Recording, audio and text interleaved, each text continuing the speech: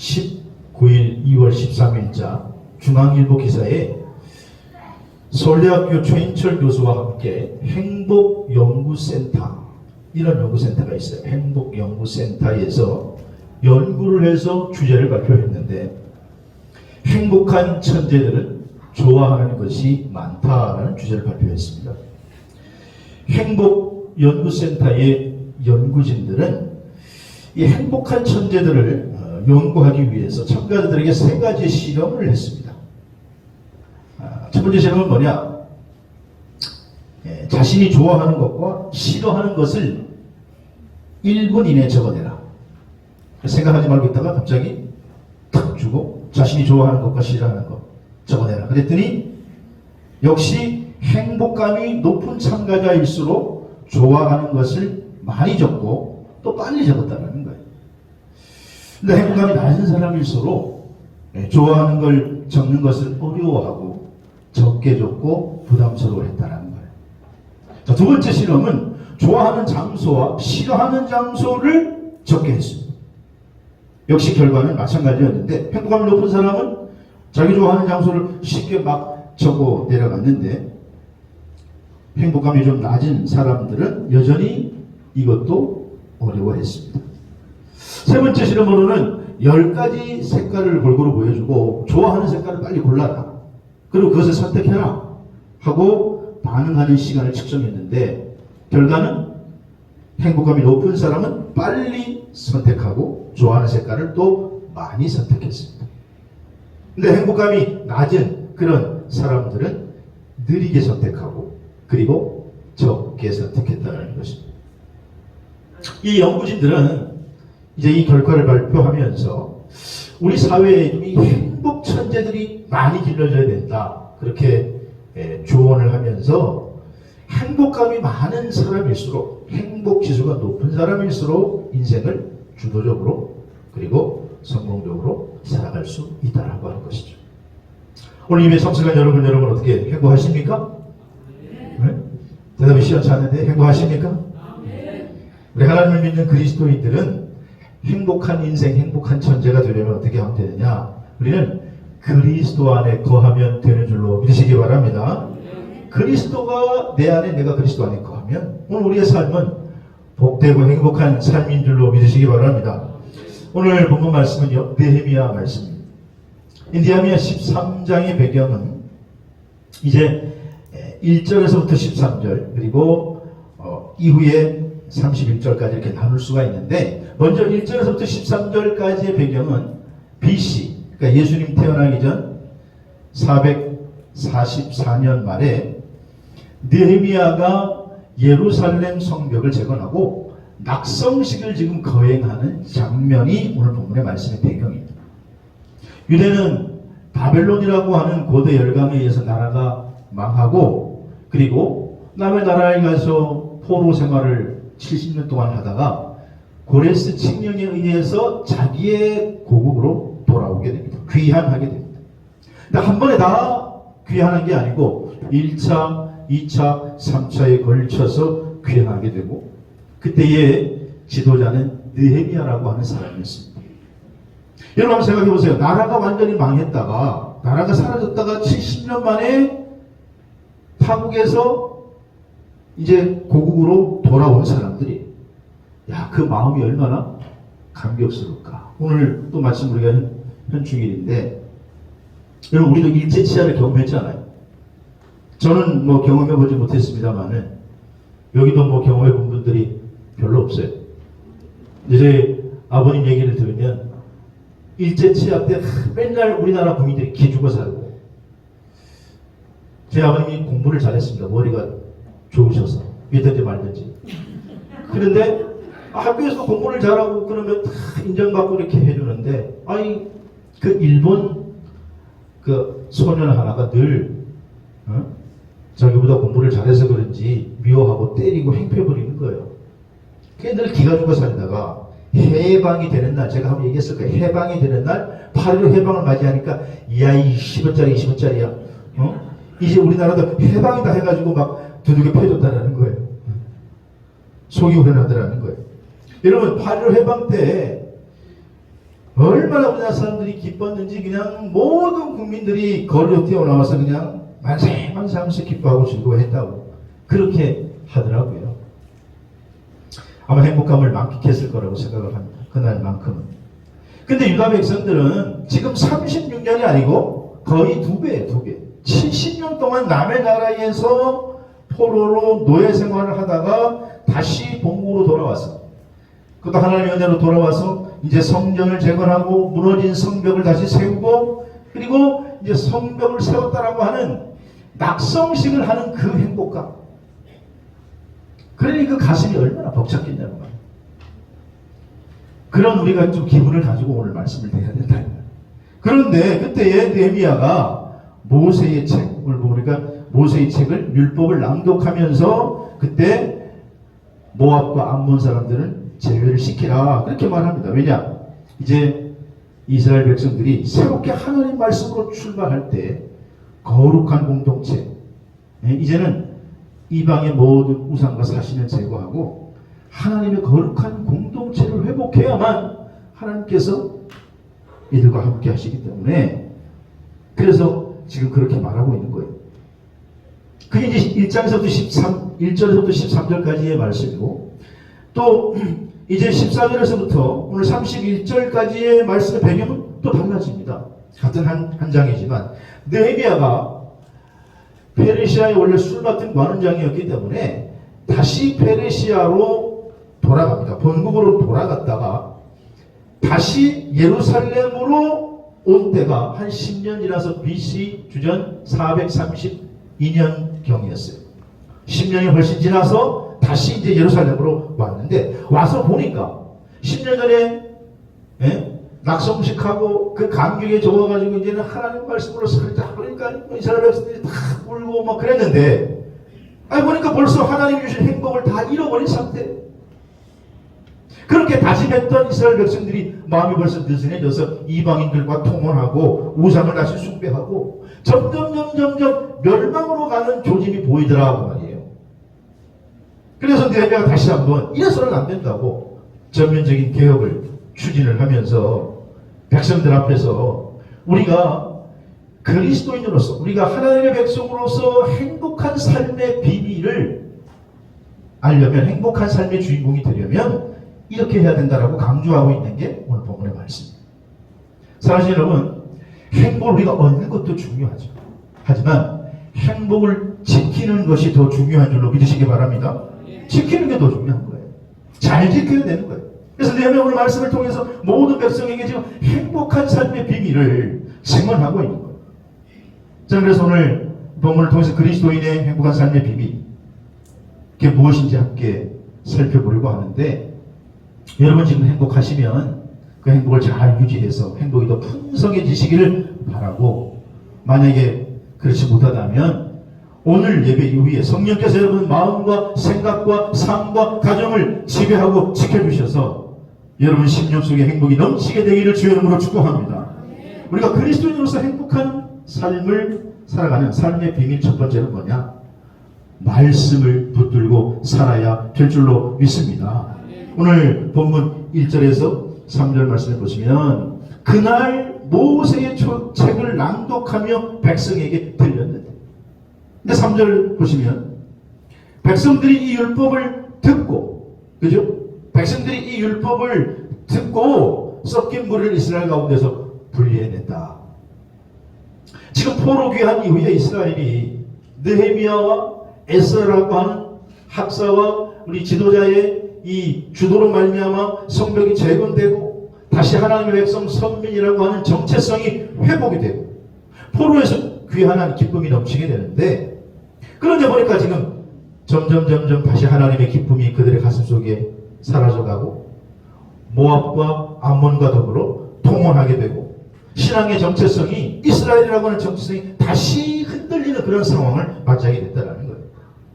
그래서 느헤미야는 다시 하나님의 백성들에게 이스라엘에게 율법을 경청하게 하고 듣게 하고 잘못을 깨닫고 회개하고 그리고 이방인들을 축출하게 하게 되는 것입니다. 말씀을 듣고 말씀을 난 변화 가운데 살아가라고 하는 것입니다. 여러분, 말씀은 우리의 잘못을 비춰주는 거울인 줄로 믿으시기를 바랍니다. 하나님 말씀 우리의 잘못을 깨닫게 하는 능력이 되는 거예요. 그래서 잠언 16장 20절 말씀에 보니까 뭐라고 얘기합니까? 시작. 삼가 말씀에 주의하는 자는 좋은 것을 얻나니 여호와를 의지하는 자는 복이 있느니라. 아멘. 아멘. 말씀에 주의하는 자, 말씀대로 살려가는 건 저는 좋은 것을 얻고 여호와께서 그렇게 여호와를 의지하는 자에게 복을 주시는 줄로 믿습니다. 그리고 사랑하시는 여러분, 행복한 삶의 비밀은요, 하나님의 말씀을 계속 붙들고 사는 거예요. 그렇게 사시기를 주의 이름으로 축원합니다. 하나님 말씀이 우리의 생각과 우리의 마음과 우리의 생각을 지배해야 하나님께서 우리에게 복을 주신다. 요시야라고 하는 왕은 남유다의 16번째 왕입니다. 이 요시야 왕이 어느 날 자기가 왕이 되고 성전을 이렇게 수리를 했어요. 망가져서 성전을 이렇게 수리하다 보니까 성전 안에 율법책이 하나 발견되는 거예요. 그래서 그 율법책을 읽으면서 하나님 말씀대로 이렇게 살아야 되는구나. 그래서 열왕기하 23장 24절에 보면 요시야가 하나님의 말씀대로 이루게 하기 위해서 유대 땅 또 예루살렘에 보이는 신접한장, 점정이, 드라빔, 우상 이런 가지가지 것들 다 제거해버려요. 그리고 이제 하나님 말씀대로 이루려고 했다라는 거예요. 그러니까 하나님께서 그 요시야 왕이 그런 모습을 보시고 25절에 보면 성경이 이렇게 기록해요. 모세의 모든 율법에 따라서 여호와께 돌이킨 왕은 요시야 전에도 없었고 후에도 그와 같은 자가 없었더라. 그러니까 지금 요시야를 평가하기를 말씀을 붙들고 삶의 죄악 요소를 제거한 요시야 왕을 가리켜서 이 요시야 같은 사람이 요시야 전에도 없었고 요시야 후에도 없었다. 여러분, 그래서 이 요시야는 이런 놀라운 평가를 받게 되는 거예요. 그러므로 사랑하신 여러분, 요시야처럼 하나님 말씀을 붙들고 살다가 하나님 앞에 칭찬받는 저와 여러분 되시기를 주의 이름으로 축복합니다. 15권의 자기 개발서를 쓴 미국의 유명한 저술가인 바바라 버거라고 하는 이 저술가가 있습니다.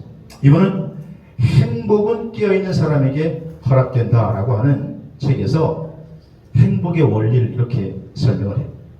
시편에서 여호와는 나의 목자다, 주는 나의 목자다, 이런 성경 구절을 읽고 그걸 또 읽어라. 그리고 그 말씀을, 그 구절을 천천히 이제 암송을 해라. 그리고 암송하고 나서 그 깊이를 다시 한번 생각을 해라. 묵상을 해라. 그리고 그 구절이 내 마음의 생각에 깊이 스며들게 해라. 그리고 나서 내 삶에 어떤 변화가 일어나는지를 살펴봐라.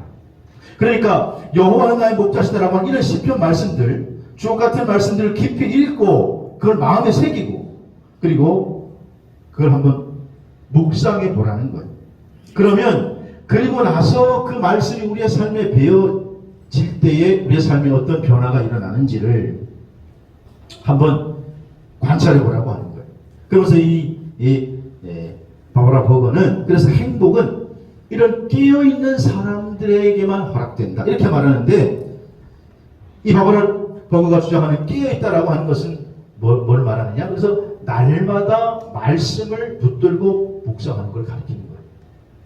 그래서 말씀을 붙들고 묵상하고 그 말씀이 우리의 삶에 스며들기 시작하면 그러면 내 삶을 변화시켜서 내가 행복의 주인공이 될 수 있다. 다시 말해서 행복은 결코 만들어지는 것이 아니라 내 안에 있는 것을 발견하는 것이기 때문에 하나님의 말씀을 붙들고 사는 순간 행복은 이미 여러분 안에 실제하는 줄로 믿으시기를 바랍니다.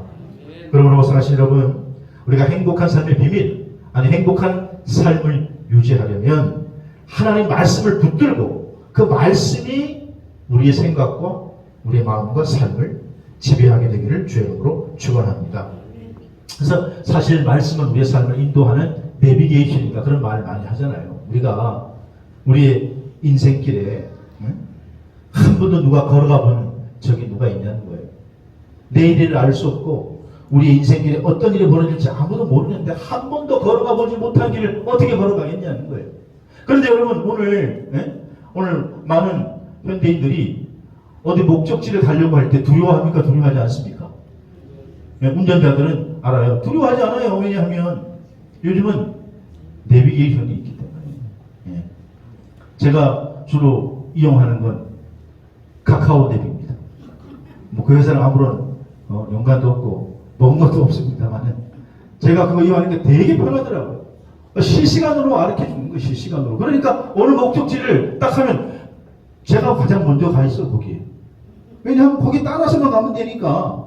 여러분 오늘 우리 인생의 내비게이션은 하나님의 말씀인 줄로 믿으시기를 바랍니다. 그 따라가면 되는 거예요. 그 따라가면 되는 거예요. 서운국 교수가 쓴 행복의 기원이라고 하는 책에서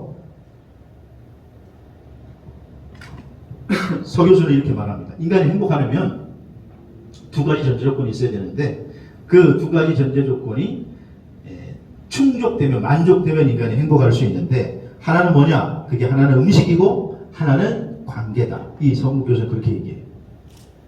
근데 오늘 현대사회에 있어서 음식 문제가 어느 정도 다 해결됐다라는 거예요. 음식으로 오늘 현대인들은 다 어느 정도 만족한다라는 거예요. 그러니까 두 번째로 현대인의 행복의 조건은 관계에 있다. 관계. 그래서 부부가 행복하려면 부부 관계가 잘 이어져야 돼요. 직장에서 행복하려면 직장 동료와의 관계가 잘 이어져야 돼요.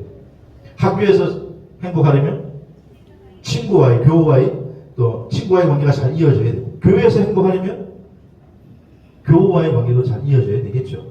그런데 오늘 그리스도인들이 가장 중요한 건 행복하려면 먼저 교우와의 관계 전에 하나님과의 관계가 잘 이어져야 될 줄로 믿습니다. 하나님과의 관계가 정상적이 된다. 하나님과의 관계. 난 과연 하나님과 잘 지금 관계를 맺고 있느냐. 그럼 하나님과의 관계를 잘 우리가 맺으려고 하면 말씀에 붙잡혀 살아라. 지금 느헤미야 보니까 이스라엘 백성들이 불행한 삶을 점점 사는 거예요. 그래서 가만히 보니까 원인이 뭐냐? 말씀에서부터 떠나가는 거예요. 여러분 오늘 예배 참석한 여러분 말씀에 붙들려 살아가시기를 주의 이름으로 축복합니다. 두 번째로 그리스도인의 행복한 삶의 비밀은 뭐냐? 오늘 3절 말씀 보니까 구별된 삶을 살아야 된다. 구별된 삶을 살아라. 오늘 3절에 백성이 이 율법을 듣고 섞인 무리를 이스라엘 가운데서 모두 분리하였느니라. 사실은 정리했다라는 거예요. 여호와의 신앙의 순수성을 훼손시키는 이 암몬과 모압 자손은 분리했다. 여러분 암몬과 모압이 누구예요? 암몬과 모압 족속은 원래 아브라함의 조카 누구? 예, 아브라함 조카 롯의 두 딸. 그래서 큰 딸 후손이 암몬 족속이고 작은 딸이 모압 족속이에요. 근데 이 암몬과 모압 족속은 이스라엘 백성이 항상 걸림돌이 돼요. 항상 이스라엘을 방해하는 거예요. 이스라엘 백성들이 출애굽해서 가나안으로 가는 과정 속에서 이스라엘이 가는 길을 방해하고 막아요. 심지어 발람에게 뇌물을 줘서 이스라엘을 막 저주하게 하고 하나님의 백성에게 어쨌든 정면으로 대적하는 민족이 이 암몬과 모압 민족. 그런데 이 사람들이 슬그머니 다시 이스라엘이 포로 귀한 공동체, 즉 이제는 다시 돌아와서 예루살렘의 자리를 잡고 있을 때 스물스물 스며들어오고 있었다라는 거예요. 그래서 그것을 그대로 방치했다가는 이스라엘 민족이 또 죄에 오염되고 결국은 죄에 빠지면 망하기 때문에 느헤미야가 그들을 내보내라는 거예요. 고린도전서 5장 9절 말씀을 보면 내가 너희에게 쓴 편지에 음행하는 자들을 사귀지 말라 하였거니와 이렇게 말씀하고 있습니다. 여러분 부정적인 사람, 원망과 불평 잘하는 사람, 그런 사람들과 늘 같이 있다 보면 나도 모르게 자꾸 어느 순간에요 나도 불평하고 원망하는 그런 생각과 말들이 내 입에서 툭툭 내 생각에서 툭툭 나오게 돼 있다는 거예요. 여러분 그렇잖아요. 부부도 같이 살다 보면 20년 30년 살다 보면은 맨날 듣는 말이 그 말이고 그래가지고 말투도 서로 비슷하고 다 닮게 돼 있다니까요. 저도 가만히 보니까 어느 순간에 제가 너무 싫은데 저희 집사람 말투를 따라 하더라니까요. 그래서 이러면 안 되겠다 정신을 바짝 차렸는데도 어느 순간에 그걸 따라하고 있더라는 거예요. 여러분 부대에 어느 부대에 썩은 감자 하나만 있어도 처음에는 그 썩은 감자 하나지만은 그러나 그 부대 전체에 그 썩은 감자가 영향을 줘서 나중에는 그 부대가 다 썩어버리고 맙니다. 그러므로 행복한 삶을 유지하려면 구별된 삶을 살아야 될 줄로 믿습니다. 그래서 성도는 하나님의 자녀로 구별된 삶을 살아야 된다. 그게 행복의 비밀이라는 거예요. 미국의 복음주의 신학자 중에 제임스 패커라고 하는 박사가 있는데 하나님의 아는 지식이라고 하는 책에서 만약 한 사람이 기독교를 얼마나 이해하고 있는지를 판단하려면 그가 구별된 하나님의 자녀라고 하는 생각과 하나님을 아버지로 둔다는 생각을 얼마나 하는지를 살펴봐라. 그러면 알 수 있다. 그의 예배, 그의 기도, 그의 인생관 전체가 구별된 자로 살아가면 그는 하나님의 자녀. 그러나 그렇지 못하면 사실 그는 아직까지 기독교를 이해하고 있지 못하다. 여러분, 제임스 패커 박사가 말하는 구별된 성도금 6가지가 뭔지 아십니까? 첫 번째는 뭐냐? 네? 이걸 보면 이렇게 말하면 하나님의 자녀라는 걸 알 수 있다는 거예요. 첫째는 나는 하나님의 자녀다라는 확신을 가진 사람. 여러분은 하나님의 자녀임을 확신하십니까? 따라하겠습니다. 나는 하나님의 자녀다. 이렇게 고백할 때 믿음대로 되는 거예요. 나는 하나님의 자녀인 줄로 믿습니다. 두 번째, 하나님은 나의 아버지시다. 세 번째, 천국은 나의 집이다. 예. 그 다음에 네 번째, 매일 그날이 가까이 오고 있다. 여기서 매일이 뭘까요? 매일 그날이 뭘까요? 주님이 재림하시는 날. 예. 매일 그날이 다가오고 있다. 다섯 번째, 나의 구주는 나의 형제이다. 예수님이 나의 형제라는 거예요. 그래서 우리가 주님 안에서 같은 형제 자매인 줄로 믿습니다. 여섯 번째는 모든 기독교인 역시 나의 형제이다. 이게 바로 제임스 패커가 말하는 구별된 기독교인의 삶이 하나님을 경외하는 신비라는 거예요. 우리가 이 세상을 살아가면서 오늘 이 세상의 문화와 풍습을 우리가 부인하고 살지는 못하지요. 문화의 흐름에 따라가야 됩니다. 그렇지 않으면 자꾸 뒤처지는 사람밖에 되지 않습니다. 옛날에는 동네에 TV 한 대밖에 없었습니다. 그것도 칼라 TV가 아니고 흑백 TV. 제가 이래봐도 저도 옛날에 동네 TV 한 대 때 살았어요. 그래가지고 우리 어릴 때도 뭐 만화나 이런 거 보면은 그 집에 가가지고 동네에 TV 있는 집 있잖아요. 그 집에 몰려가지고 만화 보고 그랬던 거 생각나요. 그런데 조금 살다 보니까 그 흑백 TV가 집집마다 있게 되고 그리고 흑백 TV가 칼라 TV가 되고 지금은 뭐 우리가 지금 IT 강국에서 살고 있으니까 세계에서 도처에서 벌어지고 있는 일들이 몇 초도 안 돼서 우리가 알게 돼요, 못 알게 돼요? 알게 되잖아요. 여러분들이 다 스마트폰을 다 하니까. 우리나라처럼 이렇게 스마트폰을 많이 하고 인터넷이 발달되어 있는 나라가 어디 있습니까?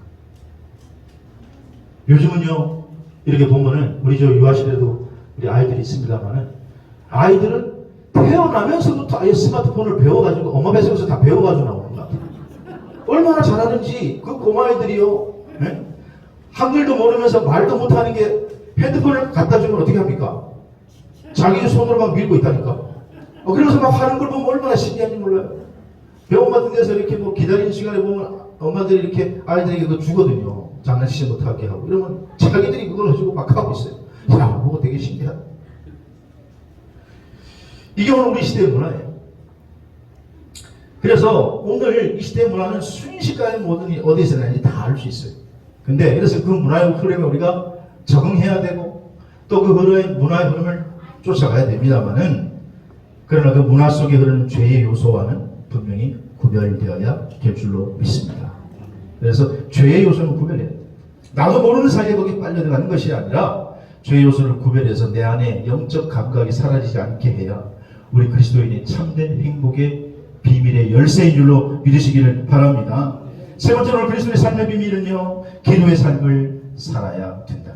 오늘 기도의 삶을 살아야 된다. 오늘 본문 31절 말씀에 오늘 뭐라고 그럽니까? 또 정한 길에 나무와 처음인 것들을 드리게 하였사오니 내 하나님이여 나를 기억하사 복을 주옵소서라고 지금 뭐 하고 있죠? 느헤미야가? 예? 기도하고 있는 거예요. 기도. 느헤미야가 하나님께 지금 복을 달라고 그러는데 사실 느헤미야는요 복을 이미 받은 사람이에요. 왜냐? 지금 느헤미야는 페르시아의 최고 고위직에 올라있는 사람이기 때문에. 당시에 느헤미야라고 하는 사람은 술 맡은 관원장이에요. 술 맡은 관원장. 자, 우리 식으로 얘기하면 지금 최고 고위직의 장관이에요. 장관. 아니 무슨 술 맡은 사람이 장관이냐 이렇게 얘기할 수 있을지 몰라도 여러분 생각해 보세요. 당시에는 왕정 체제니까 왕이 중심인데 왕 주위의 음식 가운데도 왕은 페르시아라고 하는 나라는 워낙에 거대한 나라이기 때문에 파티를 많이 합니다. 포도주와 파티를 많이 음식을 많이 먹는데 그 술 맡은 관원장이 왕의 생명을 좌지우지할 수 있는 거예요. 그래가지고 떡 맡은 관원장이나 술 맡은 관원장 이런 사람들은 최고 고위직이 아니면 그러니까 최고로 신뢰하는 사람이 아니면 그 최고 고위직에 앉아 못하게 했어요. 지금으로 말하면 이 술 맡은 관원장은 뭐에 해당되느냐? 지금으로 얘기하면 비서실장인데요. 비서실장. 별로 놀라지도 않아요. 자기들이 뭐 비서실장인데 어마어마한 거예요. 그러니까 자기가 페르시아라고 하는 나라의 비서실장이에요, 여러분. 그러니까 뭐 최고의 권력자예요. 근데 느헤미야가 자기에게 지금 복을 달라고 그러겠어요? 그렇게 기도하는 게 아니라 지금 이 느헤미야가 나를 기억하옵시고 복을 주옵소서라는 얘기는 느헤미야를 기억하고 내 백성 이스라엘 백성들에게 복을 내려 주시옵소서 이렇게 중보기도 하는 거예요. 지금 보니까 이스라엘 백성들이 자꾸 하나님 곁을 떠나가지고 하나님을 등지려고 하기 때문에 하나님이 백성들의 죄를 보시고 용서하시고 그리고 다시 백성들에게 복을 내려달라고 중보기도 하는 거예요. 사실 여러분 행복한 삶을 유지하고 또 풍성케 되기 위해서는 기도의 끈을 놓치지 않게 되기를 주의 이름으로 축복합니다. 출애굽기 17장에 보면 출애굽한 이스라엘 백성들이 이제 첫 번째로 들이대면서 아말렉과의 전투가 벌어집니다. 그래서 모세는 여호수아에게 명령해서 아말렉과 싸우라고 하고 자기는 지팡이 하나 들고 산으로 올라갑니다. 그리고 그때 그 뒤에 아론과 홀이 뒤따라갑니다. 저 아래에서는 상안에서는 지금 이스라엘 백성들이 아말렉 군사들과 막 싸웁니다. 아말렉 군사들은 용맹하기로 입에 나 있습니다. 이방 민족에 이미 싸움 잘한다는 민족인데 이스라엘 백성들은 지금 노예로 살다가 나와서 뭐 군인이라고 말할 것도 없어요. 이건 지팡이씩 하나 들고 지금 이미 정비된 군사들과 함께 싸움을 하는 겁니다. 그래서 출애굽기 17장 9절에서 11절 말씀해 보니까 그 싸움하는 형태를 가만히 보니까 모세가 손을 들면 이스라엘이 이기고 모세의 손이 내려오면 아말렉이 이기더라는 거예요. 여러분 생각해 보세요. 근데 사람이 손을 들고 얼마나 기도해요? 옛날에 우리도 손 들고 주여 삼창하면 기도 많이 했잖아요. 한 10분 기도하면 어떻게 돼요? 슬슬 내려오면 옛날 공경사들은 막 그런 게 있어요. 손 더 들어? 아 힘든데 어떻게 더 들어? 사람이 손이 점점 내려오게 돼 있는데 힘이 들면 손이 내려오니까 아말렉 군대가 이기고 모세 손이 올라가니까 여호수아의 군대가 이겼다는 거예요. 가만히 옆에 지켜보던 아론과 훌이 이분들이 눈치가 빨라요. 그래가지고 보다가 이거 안 되겠거든. 그래가지고 잽싸게 가가지고 돌을 하나 구해와가지고 모세를 앉혀놓고 양옆에 한쪽에서는 아론이 한쪽에서는 훌이 오른손과 왼손을 받쳐주니까 이스라엘의 군대가 승리하게 된 줄로 믿습니다. 그래서 거기다가 기념비를 세우고 야 여호와 니시다 이렇게 여호와 니시다. 그 말은 여호와의 깃발이다 이런 뜻인데 여호와 니시라고 하는 말의 뜻은 여호와 하나님께서 알고 보니 이스라엘의 존재와 힘의 근원이 되시는도다 그런 뜻입니다. 하나님이 우리의 힘의 근원이 되는 줄로 믿으시기를 바랍니다. 근데 오늘 이스라엘이 그러면 어떻게 승리하게 됐느냐 봤더니 이스라엘의 힘이 아니라 기도할 때 모세가 이스라엘로 중보기도 할 때 그렇게 되더라는 거예요. 여러분 중보기도 후원자가 되시기를 주의 이름으로 부탁을 드립니다. 우리 늘 만나 교회만 해도 사업하시는 분들이 꽤 있어요. 그분들의 여러분 중보기도가 되어주십니다. 또 여러분 친척 가운데 가족 가운데 안 믿는 분들이 있어요. 그런데 힘들고 어려운 분들 여러분들이 그들의 기도의 중보자가 되시기를 주의 이름으로 부탁을 드려요. 기도의 힘, 중보기도의 힘 여러분 잊지 마세요. 제가 오늘 말씀을 준비하면서 오늘 제목이 그리스도의 행복의 비밀이니까 어떤 분들은 야 이건 뭐 나랑 오늘 설교는 아무 상관없는 얘기네. 나는 지금 행복과 너무 멀리 떨어져 있는데 차라리 내 삶은 행복은 커녕 뭐 그저 그렇거나 아니면 불행에 가까운데 무슨 행복한 삶의 비밀을 목사가 혼자서 엉뚱한 소리 한다 그렇게 말할 수 있는 분들이 계실지도 모르겠어요. 그러나 여러분 오늘 우리가 주위를 가만히 둘러보면 우리보다 훨씬 더 힘들고 어려운 분들이 많이 있습니다. 여러분이 아무리 절망적이어도 아마 이 사람만큼은 절망적이지 않을 거예요.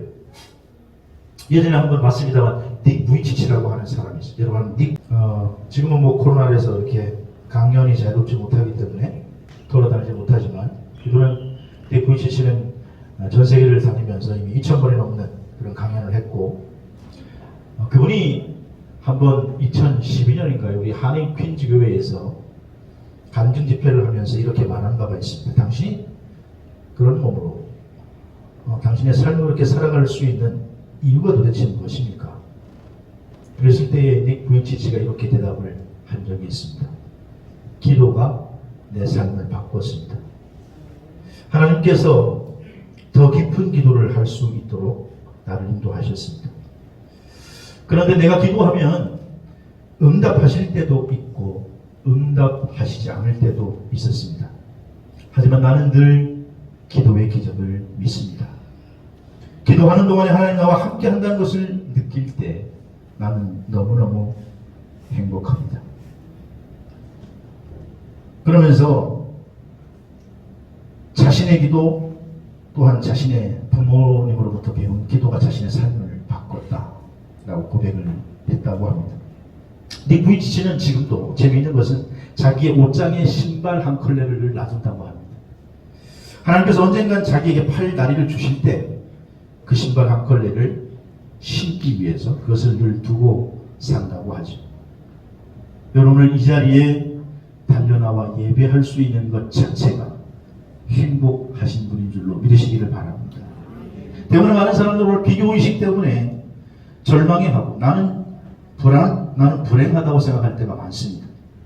닉 부이치치는 오늘 그런 절망적인 환경 속에서도 오히려 그것을 딛고 행복하다고 아니 오히려 그가 행복 전도자가 되어서 많은 사람들에게 행복 바이러스를 퍼뜨리고 다닙니다. 도대체 무엇이 그를 그렇게 변하게 행복하게 만들었을까? 다른 것이 아니라 그는 어려서 부모로부터 배운 기도 그걸 통해서 하나님을 만나게 되었고 그 기도가 자기의 마음을 다스리고 아니 자기의 장애를 다스리게 될 때에 나는 행복한 주인공 행복을 지금도 유지하며 살 수 있다고 고백하고 있는 것입니다. 오늘 6월 첫째 주에 주님 앞에 나와 예배하는 여러분 행복의 주인공이 되시길 주의 이름으로 축복합니다. 행복한 삶을 유지하시기를 바랍니다. 행복은 또 지키는 것이 중요합니다. 근데 그러려면 우리가 먼저 첫째로 하나님의 말씀을 붙들고 사시기를 바랍니다. 그리고 이 세상의 죄악 가운데 그냥 그 문화에 흘러가는 것이 아니라 구별된 삶을 사시고 그리고 기도의 끈을 놓치지 않을 때 그런 삶의 주인공이 될 줄로 믿습니다. 행복의 주인공이 저와 여러분이시기를 주의 이름으로 축복합니다.